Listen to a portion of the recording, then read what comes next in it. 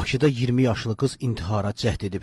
Nərimanov rayon polis idarəsinin APA TV verilən məlumata görə hadisə Hidayətzadə küçəsi 37A, mənzil 46 qeydə alınıb. Bakı şəhər sakini, Bakı Dövlət Sosial-İqtisad Kollecinin tələbəsi, 1994-cü il təvəllüdlü Günel Həsənova tələbə yoldaşlarına bugün imtahana gəlməyəcəyini və intihar edəcəyini bildirib.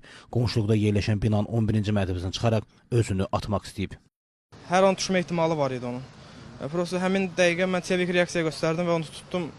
İş yoldaşlarımızın köməyi ilə saldıq aşağı. Şükürlər olsun, hər şey yaxşıdır. Yəni qonşu evdən keçdi sonra yoxsa necə? Xeyr, elə balkondan elə çıxan kimi liftdən görsən ki, elə gördüm elə qız ordadır. Başı üzü o tərəfə idi, üzü aşağı baxırdı. Yəni hər dəqiqə o düşmə ehtimalı var idi. Orada gözləyib onunla psixoloji söhbət eləmək də mən fikirləşirəm ki, düzgün deyildi. Elə 1 metr yarım belə fərq var idi. Elə tutduq, saldıq aşağı. Şükürlər olsun, hər şey yaxşı oldu. 11-ci mərtəbə, səhv eləmirəm. Həsənov hadisə yerində olan polis və Fövqəladə Hallar Nazirliyinin əməkdaşları tərəfindən fikrindən daşındırılıb. Polisdən Həsənovanın Somalidə insanlara qarşı olan rəftara, onların aclıqdan əziyyət çəkmələrinə etiraz olaraq intihar etmək istədiyi bildirilib.